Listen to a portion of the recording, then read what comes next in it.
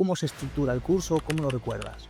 Pues el curso son distintas fases y hay que ir pasando todas las fases. Y de todas las fases que has pasado, ¿cuál crees que es la más dura realmente? Sobre todo la parte que van enlazadas supervivencia, trato prisioneros. Lo primero es que te quitan sentido, ¿no? Te ponen el gorro de lana que llevas con cinta de embalar, con tu nombre aquí para saber quién es quién, y luego oyes voces que no son las que estás acostumbrado a tener, entonces para que te lo creas y realmente te lo irás a creer. Ahí tienes tres posiciones, que era de pie, con la cabeza contra la pared, de rodillas, o de vez en cuando te dejaban un poquito tumbarte de costado. Pero en el suelo. En el suelo, y frío. Te quitan toda la ropa y lo único que te dan es un mono, las botas sin cordones y sin calcetines y el gorrillo de lana que llevas ahí. Digamos que la fase de supervivencia realmente, ¿cuál es la finalidad de esta? ¿Preparar a la persona para la peor situación posible que se puede encontrar? Aprender a sobrevivir. Tú estás en un sitio y tienes que buscarte un refugio para estar cómodo, protegido del agua, de la lluvia y del frío. La prueba de la gallina. ¿En qué consiste? ¿Eso existe? ¿No lo es? O sea, el día que había recursos te mandaban a un sitio, había una granjita pequeña, iba uno por patrulla y había pues tantas gallinas o tantos conejos y habían que ir a correr y coger una y siempre por la más grande, claro. Y había que cuidarlo porque no se sacrificaba en el momento, lo tenías un día o dos. ¿Para qué? Para que le cogieses cariño y luego te costase más matarlo, claro. ¿Qué consejo le darías a esa persona que está planteándose entrar al ejército por operaciones especiales?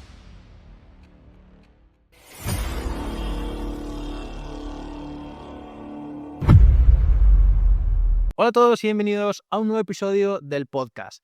No siempre se puede tener delante a una persona que ha dedicado prácticamente toda su vida en el ejército al mando de operaciones especiales y a las operaciones especiales en general. Y ya no solo es que es muy difícil encontrar a gente que ha pasado por ahí, sino que es todavía más difícil ver esa perspectiva desde la escala de oficiales. Hoy tengo la suerte de contar con Koldo, que además es director del campamento Don Pelayo. ¿Qué tal? ¿Cómo estás? Muy buenos días, encantado de estar aquí con vosotros y contaros lo que queréis. El placer es mío porque no todos los días se tiene a un oficial y quiero dejarlo claro. Actualmente estás ya en la reserva, ¿verdad? Sí, acabo de pasar a la reserva. Y has pasado con el empleo de teniente coronel, Teniente coronel, correcto. que para que la gente igual no es consciente de estos de la vía civil, es prácticamente uno de los empleos más altos de la escala de oficiales, sin llegar a esa escala o a esa categoría de oficiales generales. Solo Exacto. quedaría el de coronel El por de coronel, encima. O exacto. sea que es dedicarte toda tu vida al ejército y en la escala de oficiales. Exacto. Que ahora hablaremos un pelín más de eso, porque me gusta empezar siempre con esa pregunta que yo creo que es clave para poder entendernos, que es ¿por qué? ¿Por qué el ejército? ¿Por qué dedicarte por esta vía? Pues la verdad, yo siendo de Bilbao, ahí como os podéis imaginar, allí no hay mucha afición por el ejército y está un poco ahí como cosa un poco prohibida. Pero un compañero mío en verano, que era mayor que yo, se fue a hacer la mili porque le gustaba aquello y se fue a la brigada paracaidista. Y allí se le abrió el mundo, lo conoció. Y cuando venían vacaciones, pues estamos juntos, pues nos solíamos ir a correr juntos y allí le decían que lo podían preparar para ingreso. Después de un año le preparaban para ingresar a la academia militar y pues me fue contando el tema y me ilusionó, la verdad, este ¿En mundillo. qué año fue esto? Pues estamos hablando que esto sería en el 82, sí, cuando tendría yo 17, 18 añitos. Vale, o sea, de aquellas la mili era obligatoria para todo En barrio. aquella época era muy obligatoria, sí. ¿Y en qué año entonces decides vincularte ya de forma oficial al ejército? Pues cuando acabé los estudios, el equivalente ahora al bachiller y la EBAU, que era el BUP, el COU y la selectividad, ¿no? Pues ahí ya eran los requisitos necesarios para ingresar, opositar a la Academia General Militar.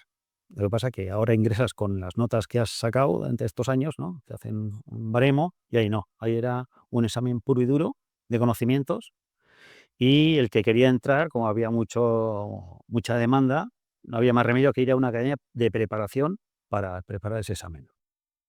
Entonces, pues me estuve entrando, mis padres dijeron que sí era lo que quería que adelante y me fui a Zaragoza, a una academia preparatoria y ahí estuve 2 añitos para preparar ese examen de ingreso. Entonces, por aquel entonces no era como ahora que tú sacas una nota de selectividad y No. con eso eliges la carrera, sino que había una oposición previa. Exacto. Había un examen que era matemáticas y física, es donde te lo jugabas entero, geografía e historia, había gramática, que era un dictado de estos bien rebuscados a conciencia, Había inglés, química, y con eso, un examen de todo eso, pues te sacaban una nota, ponderando más matemáticas y física, y con eso ya pasabas al resto de pruebas. Recuento médico, pruebas físicas, test psicotécnico, y ya con eso, pues los mejores, pues en los años que estuve yo preparándolo éramos más de 4.000, 4.500 y salían 200 plazas, 200 pocas plazas. Eso no entraba casi nadie. Había no que ser bueno, sino muy bueno. Y pues había que dedicarse de lleno a ello, porque no te daba. ¿Y por qué Todo las era cargas de oficiales directamente? pues sí, en aquella época el tropa era de servicio militar, no había esa opción, estaba la academia de suboficiales y la de oficiales. Entonces, con los estudios que tenía, pedían el BUP, o sea, lo que es el bachiller, lo que es ahora el bachiller es para suboficiales, y con la selectividad era oficiales. El examen, la diferencia era el examen. Suboficiales eran 3 años, sales sargento, nosotros éramos 5 años, salías teniente. Entonces, a por todas. Claro, porque entonces la figura del soldado profesional estaba todavía como que creándose. No, todavía no, en aquella época no había, no existía. Y si algo tienen en común todos los invitados que pasan por el podcast es que han conseguido superar la primera barrera del miedo de ser militar. Muchos de los que me estáis escuchando os estáis planteando entrar al ejército, pero tenéis miedo, no sabéis por dónde empezar, no sabéis qué unidad es la que mejor se adapta a ti, no sabéis la diferencia que hay entre cada una de ellas. Nosotros en Academia de Combate nos encargamos de la preparación integral del alumno. Es decir, desde el momento en el que toman la decisión de ser militar hasta el día 1 que entran por las puertas del centro de formación. Nos encargamos de vuestra parte teórica, física y también del tema de la orientación militar. Además de todo esto, siempre tendréis personal del equipo para resolver vuestras dudas, tanto del proceso, que en esa parte me encargo yo, como del tema de orientación militar. Es decir, ya no hay excusa para fallar en ese primer destino y te vamos a aconsejar la mejor unidad para ti en base a tus necesidades profesionales y personales. Pero ya sabes, si quieres saber más, te dejo nuestro número en el primer comentario fijado o en la descripción de este mismo vídeo. Un abrazo. Lo único que había era la legión, el tercio de extranjeros, lo único que había. Vale, o sea que si querías hacer Aparte, tu vida como tal dentro del ejército, las únicas opciones reales eran suboficiales u suboficial oficiales. y oficial. No había la parte de tropa, no, hasta mucho más atrás no surgió. Es que a día de hoy, esto ya te lo preguntaré también más adelante, está la famosa polémica de la gente de acceso directo con la gente de promoción interna, porque es que tenías que haber vivido la parte de la tropa, tal, pero sí que es Mm. cierto que por aquel entonces era inviable, tal vez. Sí, no, pero aún así se vive todo, se vive todo. O sea, nosotros cuando ingresamos en la academia militar, en septiembre del 85, nos filiaban como soldado voluntario, de forma que tú estabas allí y si por lo que fuese te echaban, que era muy exigente, o te querías ir, ese tiempo te convalidaba al servicio militar. O sea, aspectos administrativos era soldado voluntario. Ya estuvimos a prueba, pues de septiembre que ingresamos hasta diciembre que era la jura bandera, estabas a prueba. Ahí echaban al que no daba los requisitos mínimos contemplados por ellos. Y entonces, pues en ese tiempo, y además vives como en un cuartel, aunque tienes luego horas de clase, estudios, vamos, eso el que dicen, hay que pasar por tropa, ahí somos tropa pura y dura. Cuando eres de alférez, al acabar segundo, eres alférez, caballero alférez cadete, y ya te crees algo. Bueno, pues ahí ya te crees, voy alférez, ya soy el mundo, y ahí eliges cuerpo, ¿no? Especialidad. Yo elegí infantería, y tercer y cuarto año fuimos a la Academia de Toledo, creyéndonos todos que éramos alféreces, y ahí volvimos a ser lo más, vamos, lo más bajo que había. Entonces, convives una serie de experiencias mucho más intensas que un servicio militar. Vale, vamos a remontarnos a ese día, ese primer día de academia, de esa persona que entra con toda la ilusión del mundo. ¿Cómo lo recuerdas? ¿Cómo te Oh, recibió el ejército? muy bien, la verdad que, claro, había gente, ahí había una gran parte que eran hijos de militares, habían vivido el tema este, y yo iba de civil total, no tienen ni idea de nada. Y se hace duro, pero la ilusión es lo que más vale. La ilusión, y luego ahí el compañerismo de los amiguetes con los que más convives, porque ahí estamos en una nave corrida, 2 camas, hueco, 2 camas, y la convivencia pues hace mucho. Y luego al estar todos en la misma situación, pues bien, muy bien. No tengo esa sensación de dónde me he metido, de por las noches decir: "¿Qué hago aquí?". No, nunca, nunca. Mucha ilusión y contento. ¿Y esto era algo generalizado? ¿Tus compañeros pensaban igual que tú? ¿O sí que había esa persona que decía, Dios mío, es que me metí en un sitio que no es el mío? Bueno, había uno que son los que llamamos militares de oreja, Anda. que son hijos de militares. Yo tengo uno bastante íntimo, ¿no? Que decía, yo quiero ser ingeniero. Y decían sus padres, muy bien, pero primero militar. Y a militar de oreja, porque los padres, lo que pasa es que, claro, tenían que superar las pruebas de acceso y tal, y bueno, siempre había alguno de los que estaban ahí un poco forzados por los padres, pues decían, tú militar. Y bueno, eso eran muy poquitos y ahora están encantados de la vida. De hecho, este amigo mío, como no le gusta mucho el guerreo, que llamo yo, pues, ¿qué hizo? Se metió en el cuerpo de intendencia. Y ahora está a punto de ascender, está ahí, de los que igual ascienden en general. Está ahí en el limbo. O sea que le ha ido de maravilla y está encantado de ser militar y todo esto. Pero en su momento él lo decía, yo soy militar de oreja. Y es curioso. ¿Y era común que la gente pidiese la baja? ¿Tuviste compañeros que decidían marcharse o En eso nuestra no? época no. En nuestra época echaron a unos poquitos por bajo rendimiento físico y mental, pues van las dos cosas muy juntas, ¿no? El espíritu sacrificio y capacidad de sufrimiento va muy unido. Ahí te aprietan un poquito al principio, pero claro, tú vas a ser líder de hombres el día de mañana. O sea, la academia oficial y de suboficial es lo mismo. Te preparan no para ser soldado, sino para ser soldado y líder. Y vas a tener que tomar responsabilidades, tener la mente fría y para eso no vale cualquiera. Entonces, a unos poquitos sí que los echaban porque no daban esos criterios que habían marcado ellos como necesarios para ser oficial. Pero ahora sí, ahora de hecho, ahora cuando uno ingresa en la Academia General Militar, como no lo conocen, bueno, igual que en nuestra época, hay un periodo que se llama periodo de adaptación, de 2 meses, depende de qué academia, 2 meses o un mes, que esas bajas además son recuperables. O sea que si uno pide la baja en ese tiempo, el siguiente a la lista vuelve a entrar.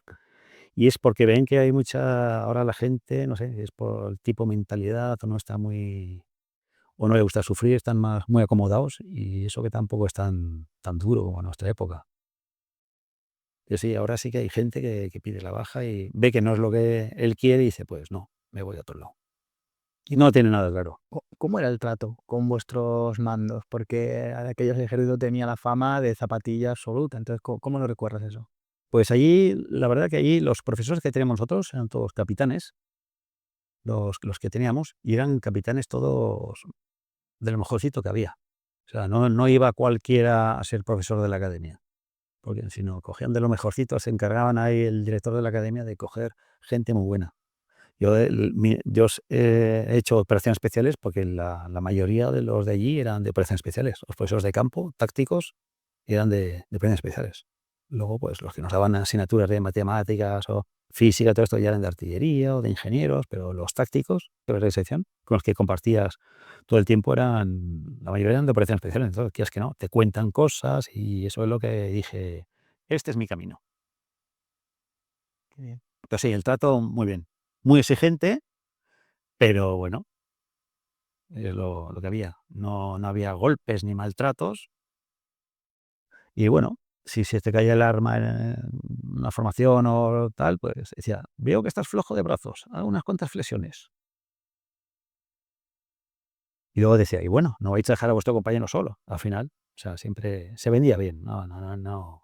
Lo hacías a gusto y por eso yo luego he transmitido, ¿no? Cuando he sido oficial, ¿no? Porque cuando uno se le queda, sin decirle nada ya, se ponía a hacer flexiones. Reconocía, uy, he metido la pata, sin decir nada.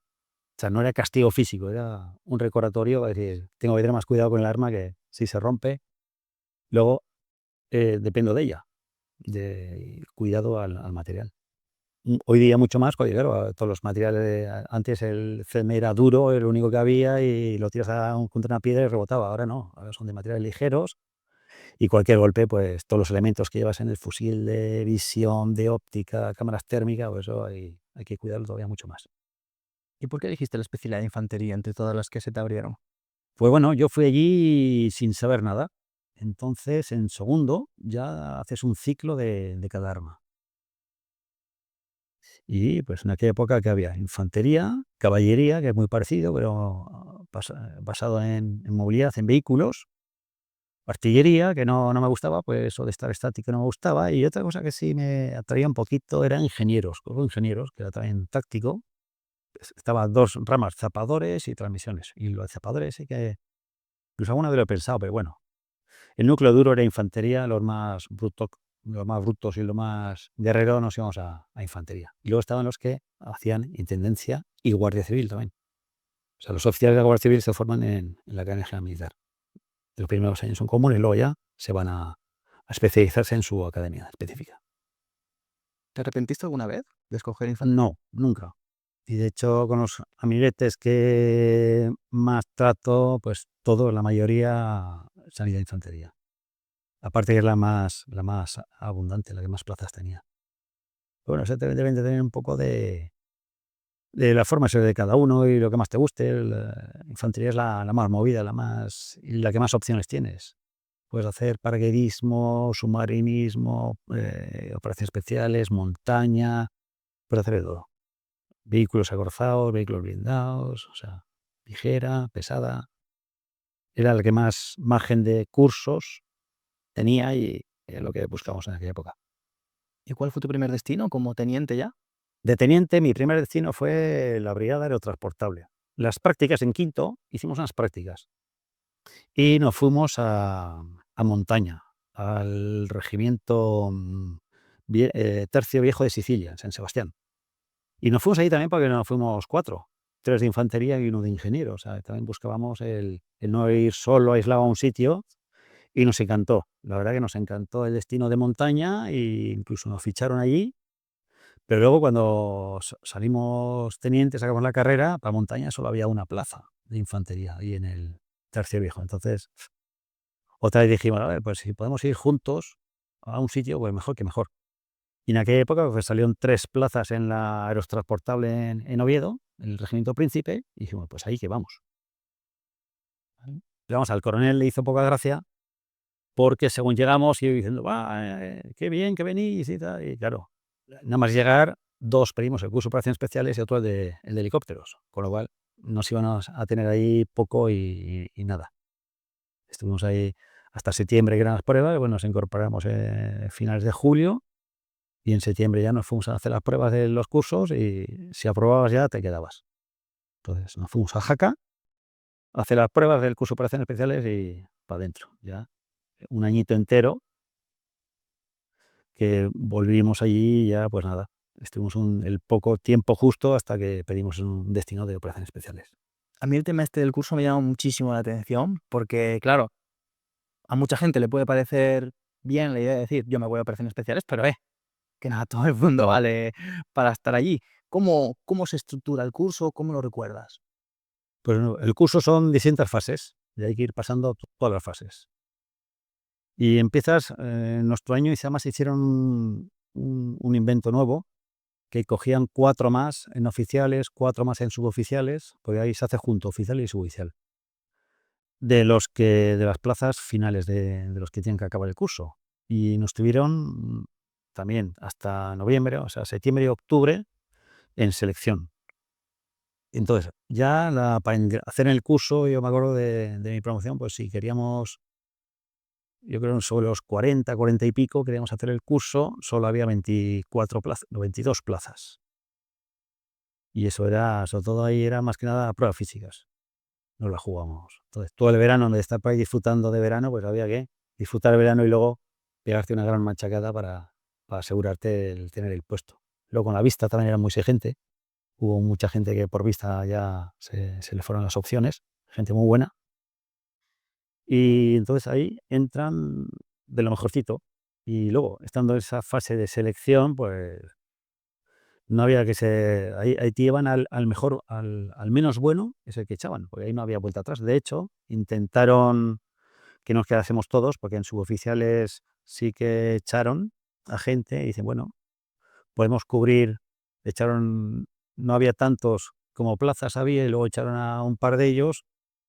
Entonces dicen, podemos compensar oficiales con suboficiales, pero de la dirección de enseñanza dijeron que no. Y yo me acuerdo el último día, allí, cuando estamos ahí limpiando armamento y esperando a que nos llamasen, porque era un viernes, y el lunes siguiente nos teníamos que incorporar en Alcantarilla, Murcia, para hacer la fase de paracaidismo. Y eso fue, yo creo, fue el peor momento psicológico, mental del curso, ¿no? Claro, porque La dentro incertidumbre, porque nadie sabíamos a quién iban a echar, nadie. o sea, estabais más gente de las plazas que podían ofertar, habíais llegado hasta ese punto todos y Sí. estabais ahí limpiando y fuiste en plan, Exacto. es que igual Porque todo el mundo había hecho alguna cosita, los recorridos topográficos, y sobre todo se hace topografía, tiro, escalada, era prácticamente lo que se hacía en esa primera fase de selección. Entonces, un recorrido topográfico, siempre hay algún día que uno no llegaba a tiempo, bueno, ya lo pagabas porque te volvías corriendo al cuartel.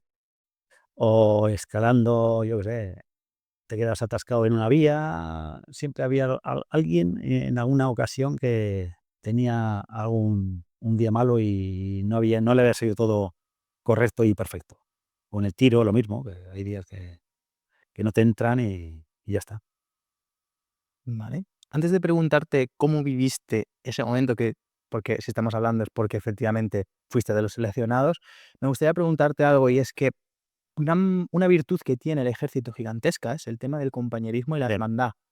El problema de esto es que cuando sabes que no todo el mundo va a pasar, esto puede de alguna forma verse afectado. De hecho, en la academia de oficiales, cuando llegan a la parte final ocurre, suboficiales cuando llegan a la parte final ocurre, porque es cuando tú puedes quitarme mi plaza a mí. Mm. ¿Cómo se vivió en ese curso, ese momento? O sea, ¿entre vosotros había un poco de rivalidad o era con... Allí había un silencio absoluto, nadie levantaba la vista, hasta que de repente se abría la puerta, entraba uno de los profesores, llamaba a uno, y en ese momento ya se oían los respiros.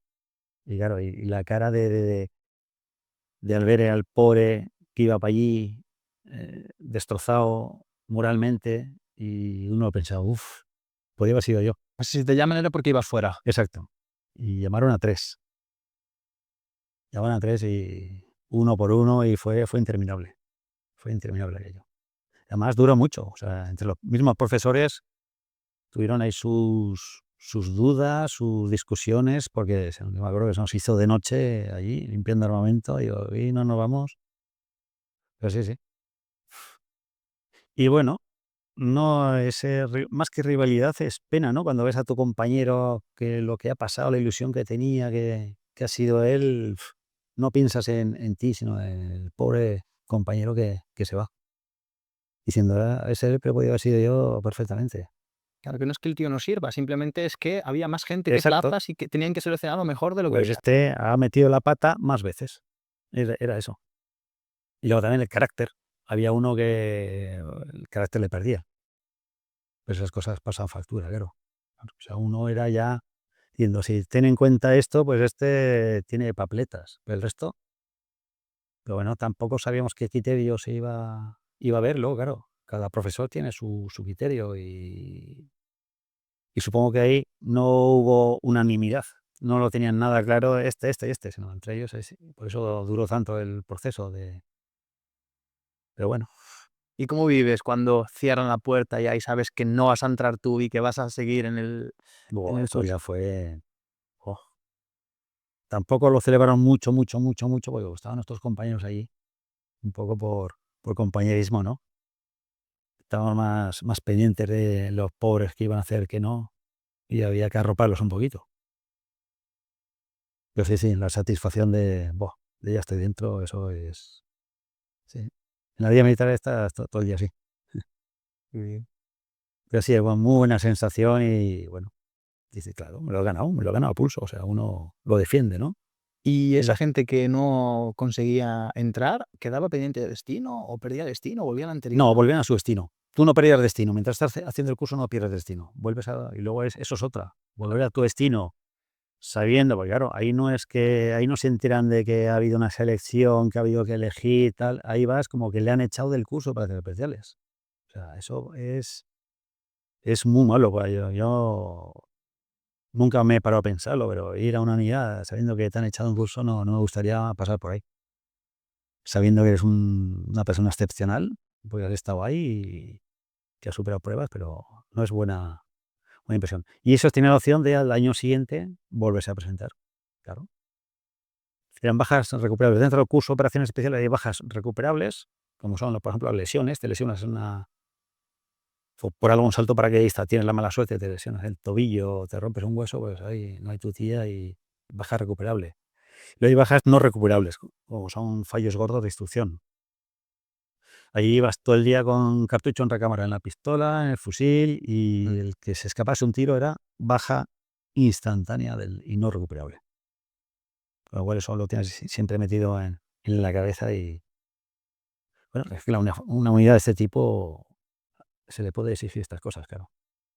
¿Y el curso de paracaidismo era el mismo que hacía la gente en la brigada No, paracaidista? no, no, no. Y de hecho hubo uno de la Armada que tuvo la mala suerte, que le metieron con nosotros, es un curso exclusivo solo para nosotros, pero de curso de operaciones especiales.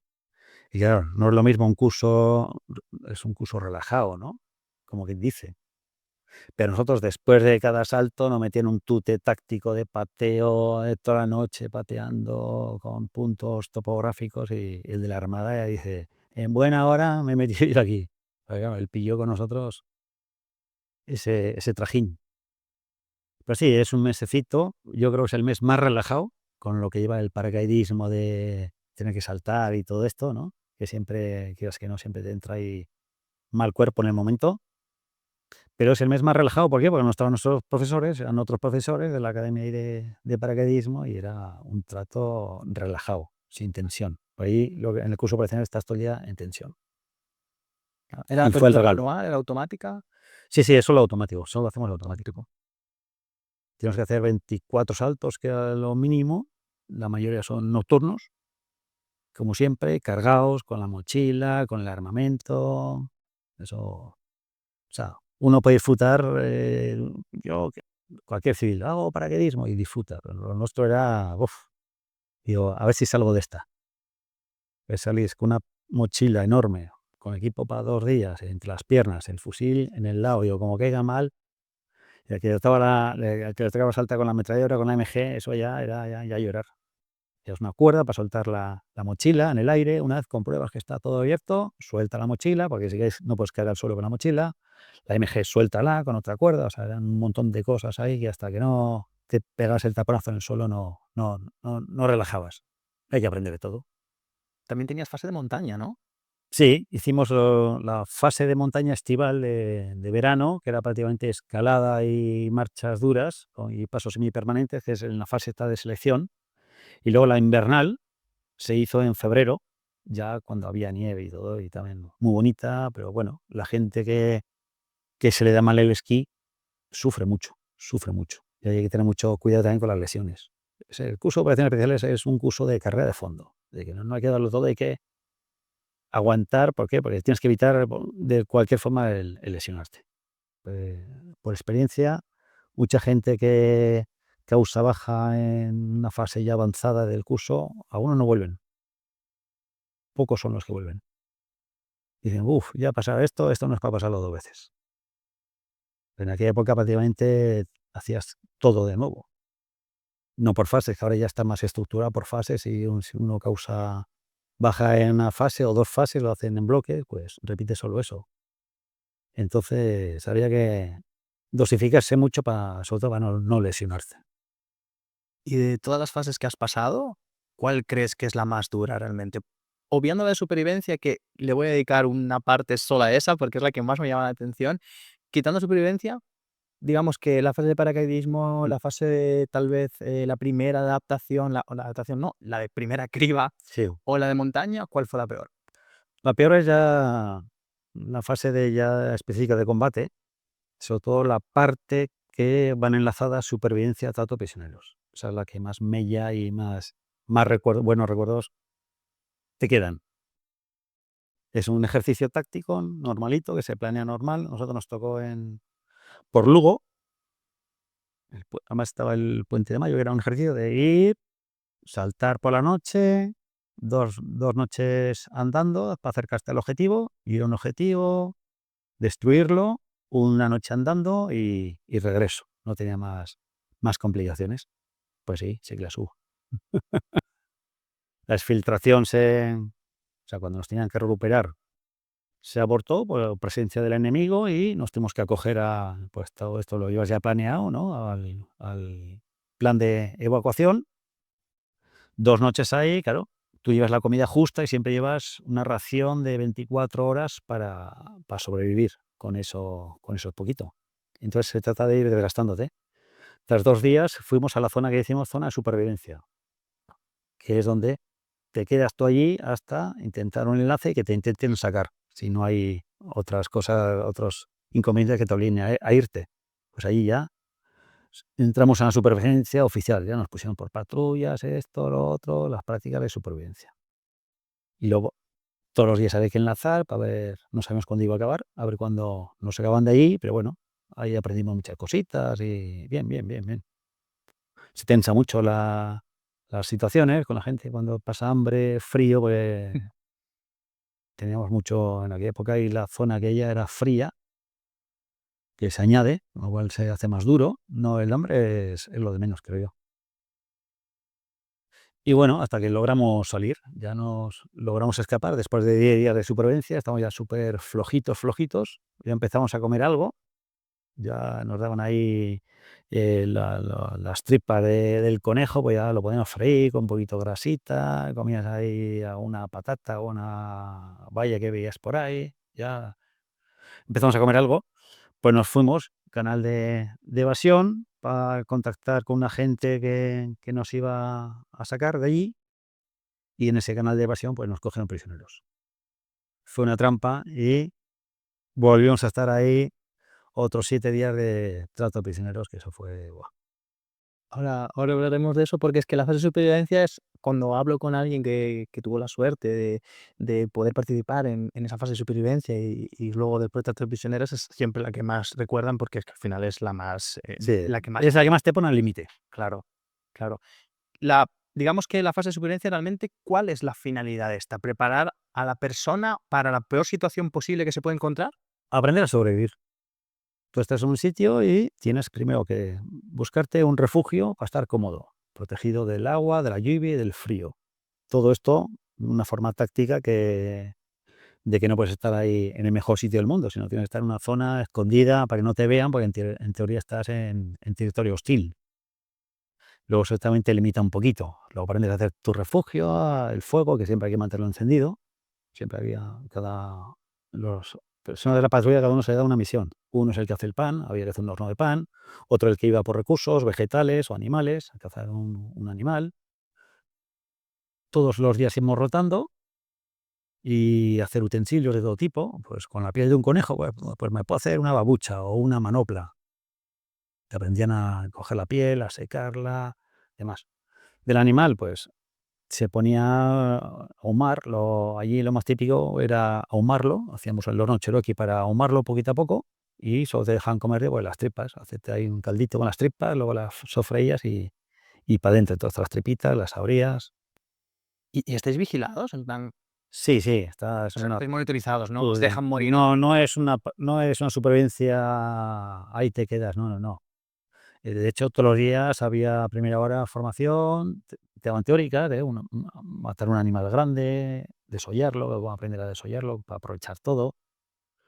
Y luego había revista de los trabajos, y había que hacer utensilios. Hoy había que hacer pues cazo, el molinillo, pues te daban granos para hacerte infusiones, y había que hacer unos serie de trabajos y te pasaban revista de los trabajos que había. Que estaba mal, pues había que repetirlos. Al día siguiente te cargabas con el que no habías hecho bien ese día más el del día siguiente. Y a la patrulla que mejor iba ya al final del tercer o cuarto día, pues igual te daban regalos. Te daban una patata, te daban un huevo. Sí, sí. Te motivaban para hacer bien las cosas. Es una patata, era como, Dios mío, una patata. Uf, uf. Ahí los que peor lo pasan son los que fuman. Claro. Pues aparte de todo, está el añadido de se fuman cualquier hierba que había por ahí. Y los profesores, como lo sabían, los fumadores, iban ahí mientras por la tarde la última revista y tal, fumaban, tiraban el adrede, la colillita, sabiendo que iba a haber peleas ahí para que se cogiese. O sea, se tiene un poco de miramiento con ello, ¿no? Y luego te enseñan a eso, no solo a sobrevivir, sino a aprender, porque tú, la siguiente vas a tener que tú enseñar eso a tus soldados. el curso es completo, es no solo hacerlo, sino aprender técnicas para luego volver a enseñarlo tú. Vale, antes de entrar en la fase propia del trato de prisioneros, que llama muchísimo la atención, quiero preguntarte algo porque me gustaría confirmar si es un bulo o es de verdad, y es la prueba de la gallina. ¿En qué consiste? ¿Eso existe? ¿No lo es? ¿Qué se supone que es la prueba de la gallina realmente? ¿O es algo secreto que solo se puede saber si estás en el curso? La gallina, ¿te refieres a la supervivencia? ¿Cómo Sí, matar una gallina? no, porque claro, no sé si ya por aquel entonces se hacía, pero está la teoría de que te dan una gallina para que la tengas que cuidar, que es como que Sí, para que juegues psicológicamente como que me la quiero comer, pero no puedo. sí, gallina y conejo, lo mismo. O sea, el día que había recursos, te mandaban a un sitio, había una granjita pequeña, iba uno por patrulla y había, pues, tantas gallinas o tantos conejos. Y habían que ir correr y coger una, y siempre por la más grande, claro, pensando en los demás. Y luego ese animalito lo tenías tú en tu recinto vallado que tenías ahí de tu refugio, lo atabas con un cordelito a la pata, y había que cuidarlo porque no se sacrificaba en el momento, lo tenías un día o 2 contigo. ¿Para qué? Para que le cogieses cariño y luego te costase más matarlo, claro. O Claro. sea, está todo bien pensado, ¿no? Pensando igual tienes que matar a una mascota, ¿no? A un perro o lo que sea. Vale. Yo ahora en supervivencia que hice en Canarias, escondí el perro, la mascota de la compañía, y en supervivencia ya dimos ya trozos de carne ya cortado y tal, y corrimos el culo que era el perro. Y la gente, había que ver la cara de la gente, y pues yo esto no me lo como, eso no se hace. Bueno, bueno. O sea, está todo inculcado en que lo primero es lo primero. Qué bien. Sí, tienes que cuidar el animalito y luego ya pues enseñan distintas técnicas de matarlo, demás, para aprovechar la sangre, todo. Sangre es de lo mejorcito que tiene un animal. Cuando estás flojo es lo que más te alimenta, todo minerales, vitaminas, eso es un manjar. Y había gente que le daba repelús. Además hay que tomarla pronto antes de que se coagule, que si no luego todavía es peor. Además ellos siempre lo saben, ¿no? El que peor cara pone, tú, venga, a chupar aquí la sangre. Sí, sí, no es. Ahí hay gente que disfruta con eso, pero otros, uf. Maravilla. Sí, ¿no? Y yo con la gallina hay muchas anécdotas de le cortas el cuello a la gallina y salí corriendo, vamos, hay que ir detrás de ella a cogerla. Sin cabeza la Sin gallina. alerta, sale corriendo, sale corriendo. Sí, sí, sí. Qué barbaridad la gallina. Claro, claro. Vale, maravilla. ¿Y la fase esa de trato de prisioneros, en qué consiste realmente? O sea, ¿simulan como que si fuese un secuestro real? Sí, aparte hay que hacerla bien, ¿no? Porque a nosotros cogieron la gente del GOE de La Coruña para que fuesen voces extrañas, ajenas a los profesores, porque si es el profesor y dice: "Buah, este me va a putear", no, pero son gente, pero lo primero es que cortan sentido, ¿no? Te ponen el gorro lana que llevas con cinta de embalar, con tu nombre aquí para saber quién es quién. Entonces estás todo el día que no ves. Y luego oyes voces que no son las que estás acostumbrado a tener. Entonces, para que te lo creas y realmente te lo llegas a creer. O sea, esta parte me gusta mucho. Tú cuando, o sea, el primer día yo entiendo que dices, bueno, vale, a ver, sí, me están haciendo trato de prisioneros, pero bueno, estoy en un entorno vigilado, tal. ¿Llega algún punto en el que tu cabeza dice, estoy secuestrado de verdad? No, lo que pasa que sí que te viene en la cabeza diciendo: "Tengo que aguantar, tengo que llevarlo bien", tienes que superarte, ¿no? Eso sí que, por ejemplo, ahí me acuerdo que nos mojaban, ¿no? Continuamente, y empezaste a temblar, y yo: Tengo que dejar de temblar, pues no me voy a desgastar, estoy ya flojo, y si estoy todo el rato temblando aquí, pues me tendré que controlar, y eso es todo mental". Entonces, hay que hacer un trabajo mental para intentar tranquilizarte, dentro de lo mal que estás, intentar relajarte. Cuando toca va a dormir, pues voy a intentar dormir todo, bueno, caías tieso, ¿no? Pero ¿Os dejaban dormir? muy poquito, además no de seguido nada. Ahí tienes 3 posiciones, que era de pie, con la cabeza contra la pared, de rodillas, o de vez en cuando te dejaban un poquito tumbarte de costado, Pero en el suelo. en el suelo, y frío. Te quitan toda la ropa y lo único que te dan es un mono, las botas sin cordones y sin calcetines, claro, y eso, y el gorrillo de lana que llevas ahí, es lo único que tienes. Y os preguntan, bueno, empleo, nombre, tal, Sí, o... Había varias fases de interrogatorios, el bueno, el malo, tal. Sí, sí. Y tienes que tener claro lo que hay que decir. Y luego nos preguntaban por la acción que habíamos hecho anteriormente, a ver si alguien hablaba o no hablaba. Vale. Y ahí la finalidad es aguantar hasta que dicen, vale, final de ejercicio, o hay que intentar escapar, o... Hubo alguno que intentó escapar, pues ahí, claro. Eso está dentro del juego. Tu misión es escaparte. Si tienes opción, lo que pasa es que nos tenían muy, muy, muy vigilados, muy vigilados. Y luego, al estar que no ves, tampoco es correr por ahí y romperte la crisma, ¿no? Que puede ser todavía peor.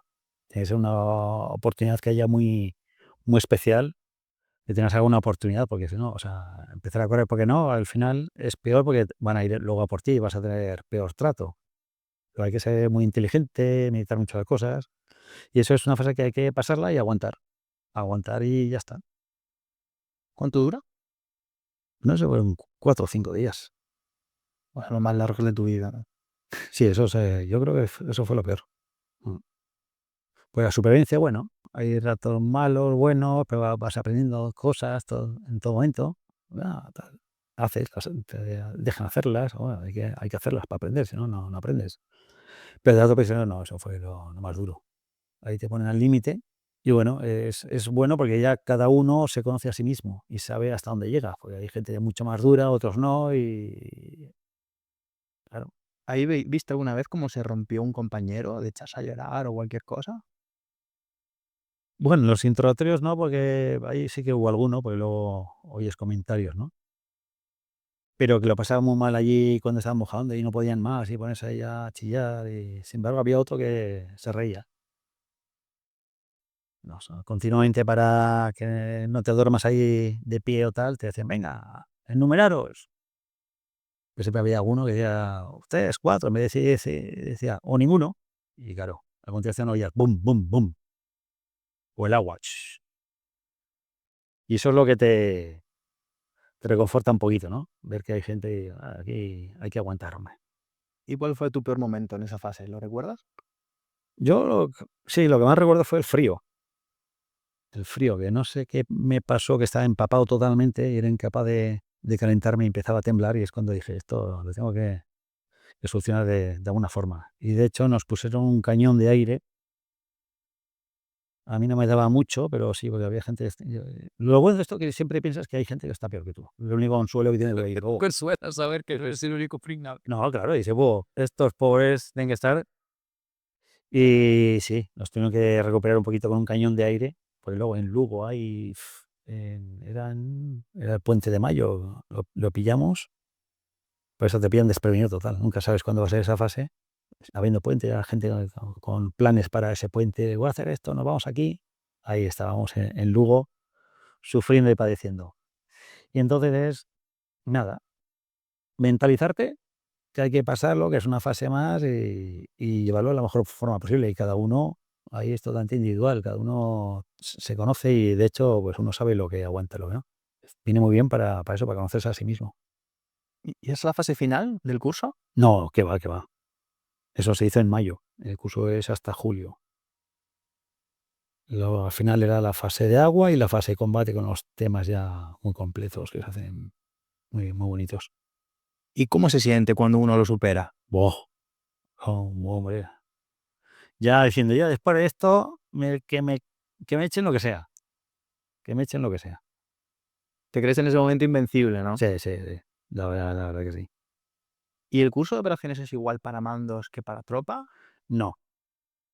Tropa, cuando era la mili profesional, no había, se hacían fases. Pues ahora nos vamos de supervivencia y tal. La podías enmascarar un poquito, cogiendo los prisioneros, tal, un poquito ya, depende ya de cada uno, ¿no? O se dice, salida de supervivencia, porque se trataba de que pasase en una supervivencia y es una supervivencia dirigida, controlada como actividad. Te enseñan, porque lo que pretendes son unos chavales que van a estar ahí poco tiempo que aprendan a sobrevivir.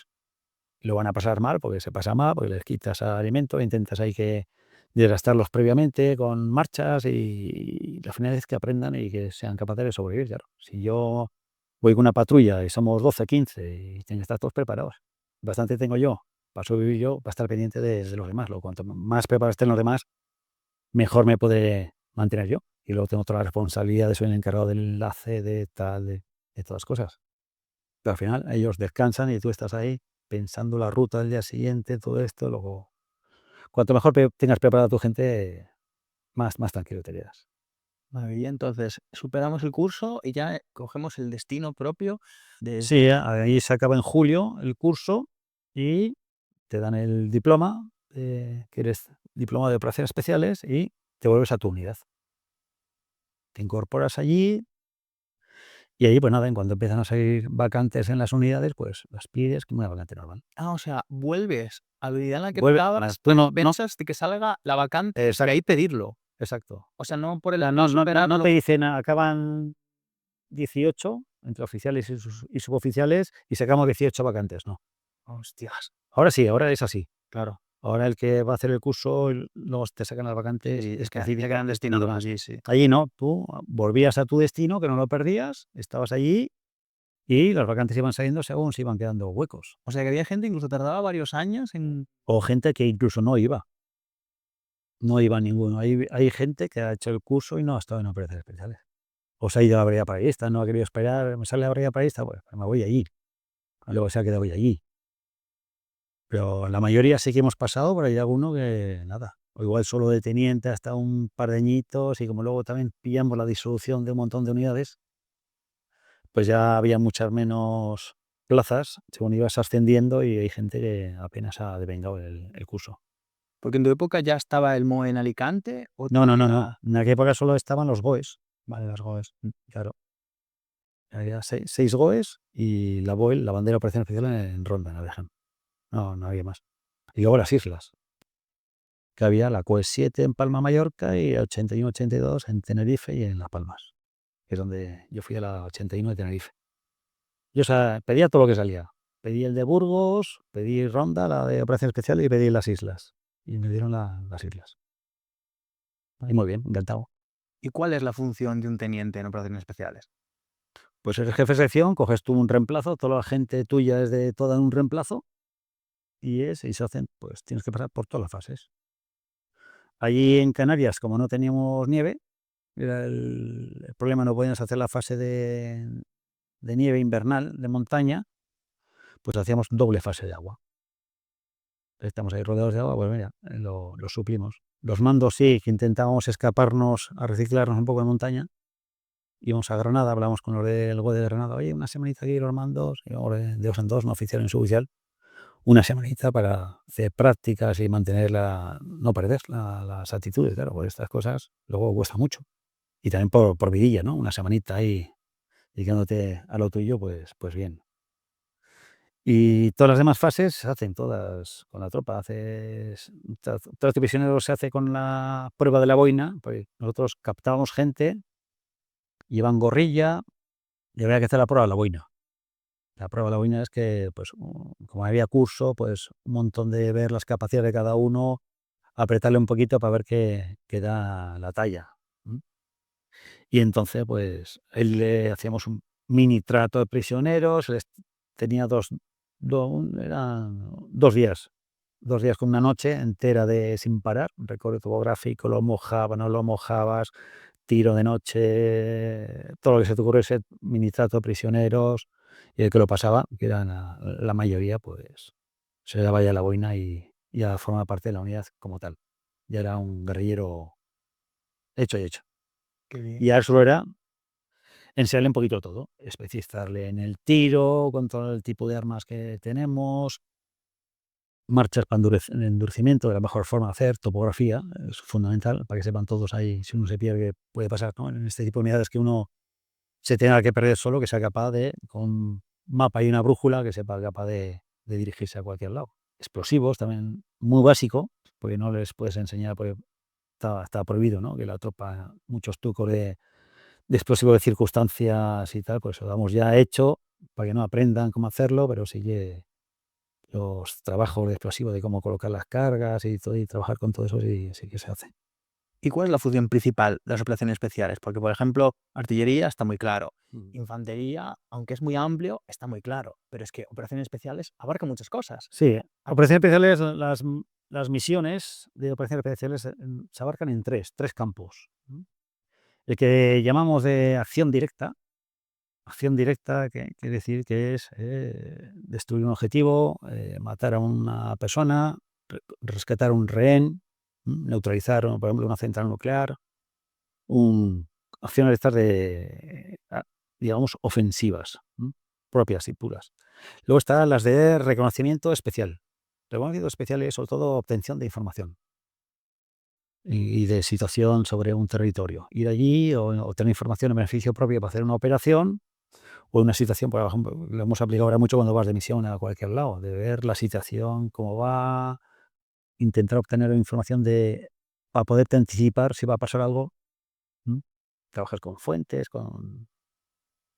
pero todo enfocada a en nuestro beneficio, obtener información para luego aplicarla a una operación posterior nuestra. Un objetivo, pues hay poca información, ahí se observa, se sacan fotos, se ve la seguridad, tal, para luego ayudar al planeamiento, para llevar la acción directa sobre ese objetivo. Y la última, que al principio era la menos usual y ahora es bastante demandada ahora, es la de asistencia militar. Asistencia militar, pues, es asesoramiento y formación de unidades especiales, que es lo que se está haciendo ahora en Irak, que se ha hecho en Mauritania, Mali.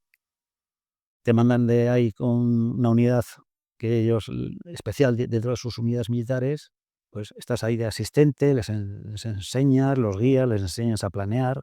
Cuando hacen las operaciones vas tú con ellos y los reconduces un poquito. Eso es lo que se está haciendo ahora bastante, la asistencia militar. Sí. ¿Y tuviste la oportunidad de ir de misión en el mando de operaciones? Sí, he estado sí, he hecho bastantes. He estado en Bosnia y Herzegovina al principio.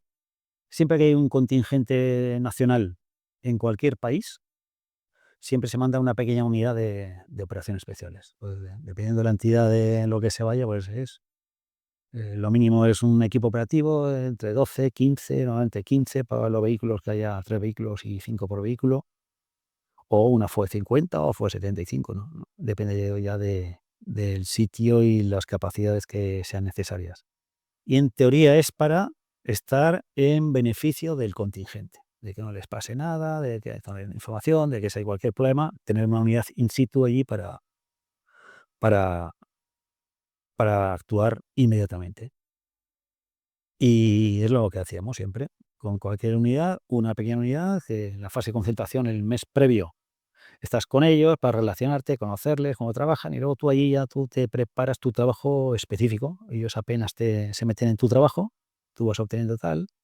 Muchas veces te dicen cosas que me gustaría obtener información sobre esto. Bueno, te dedicas un poco a eso, o si no, tú te generas tus propias misiones o de obtener información. Y de hecho, muchas veces se han conseguido muchas cosas por la información que hemos obtenido y que hemos podido llevar a cabo acciones posteriores. ¿Vale? Y durante tu carrera, teniente, pero claro, luego vas ascendiendo, capitán, comandante, ¿siempre buscabas volver a operaciones Sí, especiales? sí. ¿Hasta qué empleo conseguiste esto? Pues de teniente estuve en la aerotransportable, en el Príncipe, en Asturias, hasta que hice el curso, y luego me fui a la COE Tenerife, COE 81 Tenerife. Ya estuve todo el empleo de teniente hasta ascender a capitán. Recién ascendido a capitán era ya cuando empezaban ya a disolver los GOEs. Se disolvió el GOE de Burgos, el GOE de Madrid, el GOE de La Coruña, el GOE de Granada. Solo quedaron Alicante, Barcelona y la BOEL en Ronda. Entonces, claro, había un montón de vacantes que que se eliminaron. De capitán me metí otra vez en la aerotransportable, en Oviedo, y estuve ahí 2 añitos hasta que se creó el mando de operaciones especiales, se crearon nuevas vacantes y se cambiaron las plantillas. Si una compañía la manda un capitán, allí se actuaba ya que la COE, Compañía de Operaciones Especiales, la mandaba un comandante y estaba formada en vez de por secciones por equipos operativos. Y cada equipo operativo la mandaba un capitán. Entonces, una COE tenía 7 equipos operativos, con lo cual había 7 capitanes. Entonces se volvió a abrir un poquito el margen de vacantes para ir allí al mando de operaciones especiales. Cambiaba un poco la, la distribución, la forma de las unidades, pues sí, incluso hay mucha gente le chocaba mucho, ¿no? Y dice, pero si mandas un pelotón, no. pero es un pelotón, como decía yo, distinguido. O sea, no cogía la responsabilidad de jefe de compañía que tienes tu auxiliar, tu material, tal, pero era otro tipo de responsabilidades porque eran las exigencias actuales de las unidades de operaciones especiales. Entonces ahí me fui al GOE 3 de Alicante. Y ahí estuve pues todo el empleo de capitán, hice el curso de ascenso a jefe y tal, porque para ascender había que hacer un curso, tal. Y cuando ascendí a comandante, ahí me pillaron para la creación del cuartel general mm, de la OTAN de reacción rápida en Bétera. Y como tenía recién sacado el idioma, pues me cogieron de la oreja, tú para allí, porque había que pasar una evaluación a OTAN. Y toda la gente que estaba en ese momento pendiente de asignación de destino nos llevaron para allí, forzoso, cuando yo tenía ya la vacante en la BOEL. Joder, si ibas a ser comandante de la OEL y dijeron, Ahí, mira, claro, era la BOEL que se trasladaba, porque con el mando de operaciones especiales que se llevó al final en Alicante, se quería reunir todas las unidades de operaciones especiales en Alicante. Entonces, primero se vino el GOE de Barcelona, lo trajeron y luego ahora la BOEL se traía también. Y yo cuando ascendí, justo me pillé ahí y me vendí, porque éramos 3 para una vacante, en teoría me la asignaron a mí, que me iba a encargar de todo el traslado, acogida de la BOEL de Ronda a Alicante. Y en ese impasse fue cuando salí forzoso al cuartel general de alta disponibilidad de Bétera, de la OTAN. Ahí tuve que estar 2 añitos purgando, que vino bien y aprendí mucho. Pues me metí ahí en contrainteligencia y seguridad, muy, muy bonito. Y de vez en cuando viene bien salir de la burbuja en la que estás, pues te quejas de todo y luego cuando estás fuera ves que somos unas unidades con suerte, que tenemos dinero, tenemos crédito, porque luego por ahí las unidades por ahí, depende de qué año, se pasan aperturas. Y bien, me vino bien ese tiempecito, aunque para mí profesionalmente fue un fastidio, pero bueno, yo siempre veo el lado positivo de aquello. Cogí buena experiencia de aquello y luego ya volví ya al GOE 19, que era la BOEL, cuando vino a Alicante, y ya de comandante estuve ahí hasta que ascendí a teniente con él. Al ascender a teniente con él, pues en mi promoción, pues toda la cabeza son diplomas de operaciones especiales. Y ahí no tuve opción de pillar, porque claro, yo no hice curso superior de Estado Mayor de Inteligencia, porque me quería haber dedicado de comandante, o hacías curso y te ibas a devengar curso, o te quedabas mandando un LACOE, que es lo que hice yo. Entonces, al no tener curso, pues no me puntúan, perdí puntuación y no quedé bien. Entonces, a la hora de dar los mandos de teniente coronel de los GOEs, no me llegó. o sea que realmente, por así decirlo, teniente, capitán y comandante sí que has estado en operaciones especiales, Y teniente coronel, por 6 meses. circunstancias no has podido. Mm. De entre teniente, capitán y comandante, ¿cuál es el empleo que disfrutaste más allí? Yo creo que capitán. Bueno, y comandante también. Porque comandante he ido de jefe de misión en Líbano. Bueno, de capitán iba de jefe de equipo operativo. Estuve 2 veces en Bosnia. Y bien, jefe de equipo operativo, tú tienes tu misión y tal. Pero ir jefe de misión de la unidad de operaciones especiales, eso es maravilloso, maravilloso. ¿Y en qué momento entra el campamento Don Pelayo en toda esta ecuación de una persona que le dedica casi toda su vida a operaciones especiales? No, cuando se creó el campamento, yo al principio estaba un poco al margen. Y con los chavales yo les asesoraba, digo, pues podemos hacer esto, podemos hacer lo otro. Yo decía prácticas, actividades que yo creo que a los chavales les gusta. Y luego había unas, no, pues esto vienes tú y lo haces. Lo digo, pues vamos a enseñarle a hacer un poco de supervivencia, a hacer pan un año. Bueno, pues vienes tú y le enseñas a hacer el horno de pan, la masa, tal, y cada el pan. Y ese día la pan. Con el rape lo mismo, pues hay que tener conocimientos buenos y titulado para poder montar un paso unas tirolinas ahí en la finca en la que estábamos, ahí en el Colladito, en Miraflores de la Sierra, había dos circuitos aéreos, pasos semipermanentes, y no se atreven a hacerlo porque, claro, hace falta, sobre todo la seguridad. Para eso, lo básico era montar la seguridad. Y si gente que no lo ha hecho, pues yo, como estaba acostumbrado, digo, vente para aquí para hacer esto. Entonces, cada vez me fui metiendo más en el campamento, con las actividades. Y como yo me lo paso bien, yo voy allí y no es trabajo, es vacaciones pagadas, voy allí, me dan de comer, me alimentan y me lo paso bien, pues ya está.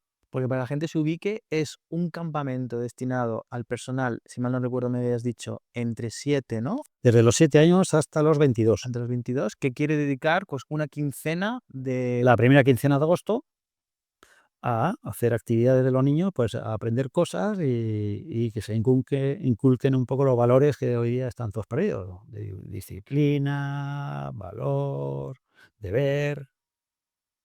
Entonces está muy bien porque, bueno, primero les quitas el móvil a todos los chavales, los dejas ya ahí indefensos, les obligas a interactuar con sus compañeros.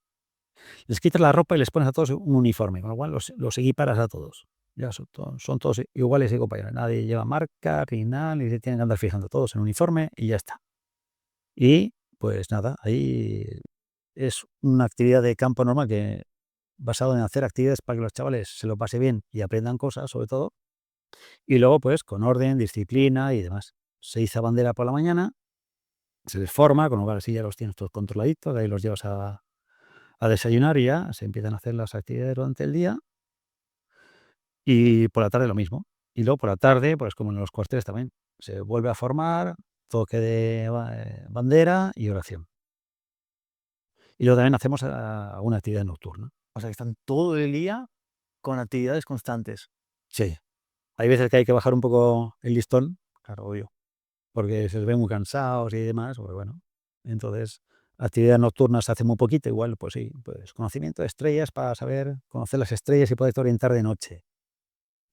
Recuerdo topografía nocturno todavía no hemos hecho, no hemos llegado a hacer, pero bueno, ya es otra cosa que está ahí para poder hacerlo de noche, ¿no? Que sepan si hay buena luna, hay buena claridad, o que vayan por caminos ahí en grupitos, es una buena experiencia para los chavales que se vean, pero eso ya tienen que tener un poco de nivel de topografía. Y luego el dormir fuera una noche, eso es lo mejorito que hay. Se les enseña a hacer un refugio de circunstancias con un poncho, una lona grande, con cuerditas, tal, en los árboles. Van allí después de cenar, cogen su saco, su mochilita, van allí, se ponen en grupitos a dormir y pasan la noche allí, oyendo los ruidos que hay de los animales, de todo, y sin que tengan miedo y disfrutar de la noche. ¿Y esto está adaptado? O sea, la persona que tiene 7 años tiene las mismas actividades que el de 21. No, los pequeñitos no los sacamos a dormir. No, tienen cada uno, los pequeños llevan su programa aparte. O sea, las secciones de mayores llevan su programa completo, digamos, y los pequeñitos no, se adapta a su edad. O sea, que Hay más juegos, los pequeñitos tienen mucho más juegos. Aprovechamos que tenemos ahí la psicóloga, que le gusta siempre hacer cosillas de estas. Claro, es más difícil de entretener a un chavalín que pequeñito que a un mayor. Aunque muchas veces están a los mayores haciendo cosas y dicen los pequeñitos, vamos a hacer esto. Y bueno, y voluntariamente el que se quiera apuntar, por ejemplo, un circuito de estos de fuerza, velocidad, agilidad, con obstáculos, con ruedas, tal, y con los pequeñitos, a su ritmo y a su nivel, pues piden permiso para poder hacerlo también, como los mayores, porque se creen que pueden hacerlo, y bueno, y se lo pasan pipa. Vale, ¿y cuál es la principal diferencia del vuestro con respecto a otras opciones de campamentos de este estilo que podría haber? Pues el nuestro es como una familia. O sea, y de hecho, la mayoría de la gente que va repite. Y tenemos gente que repite 4, 5, 6 años, mientras se lo puedan costear. Hay algunos que incluso trabajan, están estudiando y trabajan, porque los padres igual tienen ahí apuros y dice, ya se digo muchas veces, trabajan es proceso para pagarse ellos el campamento. Sí, sí, sí, es como una familia.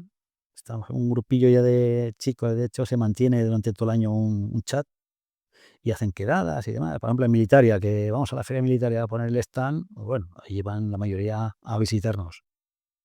Y sí, de vez en cuando hacemos alguna de estas alguna partida de Airsoft, porque es una de las actividades que también tenemos en el campamento, del Airsoft, pues un fin de semana, pues vamos en un sitio, una finca, y el que le pilla más o menos bien van allí y se pegan ahí con, con el Alejandro, uno de los del campamento, se pegan ahí su paliza de Airsoft. O sea, que realmente son esos 15 días, pero después se van haciendo incluso cositas sueltas, Hacen hay cositas como una continuidad. exacto, se mantiene el contacto con los chavales, los padres siguen manteniendo su chat. Y para ese padre que igual piensa, pues no sé si esto igual va a ser muy fuerte para mi niño o no, ¿qué le dirías?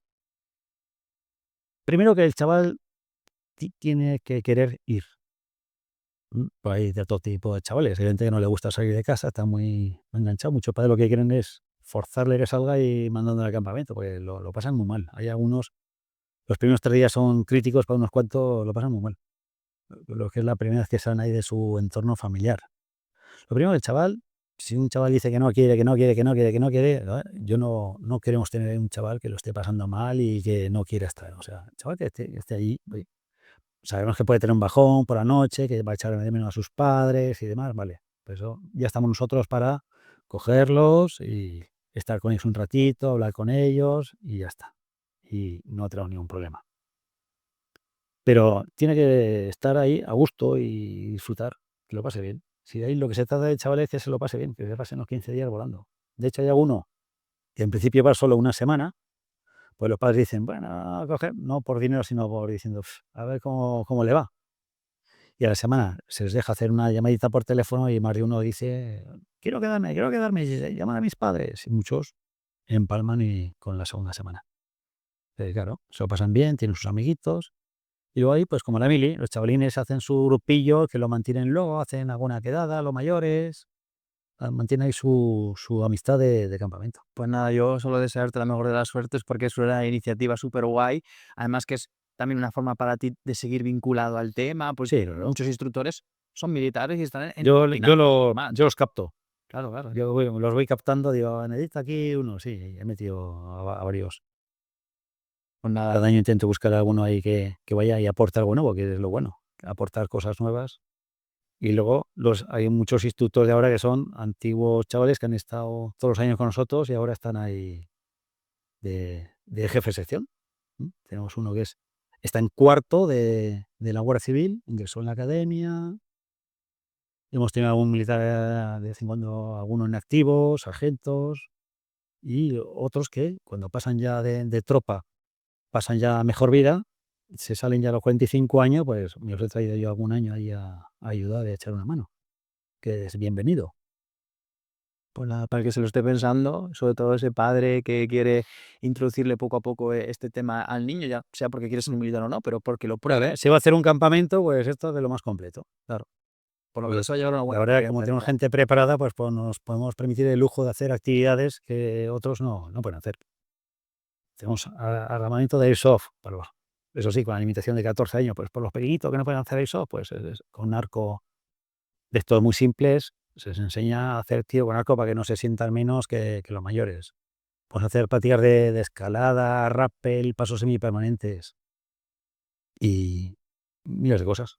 Siempre sacamos algo de supervivencia, alguna cosilla ahí que aprendan Pues y se lo pasen bien. Y la mira, finalidad. estaremos ahí a tope con el seguimiento y mil gracias de corazón Nada. por venir, porque, y esto lo quiero decir directamente, porque entre tú y yo sabemos lo que supone esta conversación, pero para alguien civil, el hecho de poder tener a un oficial que le ha dedicado toda su vida al Sí. ejército, que le ha dedicado la mayor parte de su vida activa a operaciones especiales, es una suerte. Para que os hagáis una idea, yo para hablar con mi teniente coronel de inmunidad, eso era, Claro. es que, vamos, no podíamos estar ni de coña como estamos ahora aquí en este contexto y hablando de esta forma. O sea, un TECOLE en una unidad convencional es poco más que Jesucristo, o sea, por encima del estado en general y ya está. Y que hayas venido con esta naturalidad, esta forma de expresarte, abriéndote así, de verdad, muchísimas, muchísimas gracias de Nada. corazón por hacerlo todo tan cercano y A ti por tan invitarme. fácil. Y me gustaría despedirme con, ¿qué consejo le darías a esa persona que está planteándose entrar al ejército por operaciones especiales o que ya está en el ejército y quiere dar ese cambio? Bueno, en una situación que es una opción que hay que tenerla muy claro, porque es muy exigente, muy exigente. Siempre se ha dicho que muchos quieren y pocos pueden, pero teniéndolo claro, hay que ir a por ella, a muerte a por ello. Pelearlo, lucharlo y si no se puede a la primera, a la segunda. ¿M? Porque antiguamente nosotros, cuando era servicio militar obligatorio, íbamos con las unidades captando gente. De los que iban allí a hacer servicio militar, los captábamos. Les contabas ahí lo que se hacía más o menos y se apuntaban y, bueno, lo tenían claro. Y ahora uno que si está en servicio militar, además ahora, antes era solo limitado a infantería, ahora pueden ir cualquier arma a operaciones especiales. Que vaya, se presenta a hacer las pruebas y ya está. Y a disfrutar de la vida de la unidad ahí se vive mucho más intensamente porque estás muchos días en el campo conviviendo y eso es lo que hace realmente esa convivencia, lo que realmente hace el compañerismo y es otra forma de ver, que sea una gran familia, que luche y que adelante. Lo mismo que el que no sabe si meterse al ejército o no, pues si le gusta ese tipo de vida, adelante. Y siempre, como digo yo, siempre la opción mejor. ¿Para qué voy a meterme de soldado si puedo meterme de suboficial o de oficial? No hay que ir a lo cómodo, sino peléalo y lucha por ello. Te va a costar sacrificarte. En los años de ahora te lo juegas todo con el bachiller. Primero y segundo bachiller es donde tienes que pegarle duro para sacar la nota, porque no se regala nada. Incluso en tropa también está carillo. Pues si te gusta, sacrifícate ahora al principio y luego disfruta. Pues muchísimas gracias. Ha quedado súper natural y nada, a la audiencia nos vemos la semana que viene en otro. Adiós.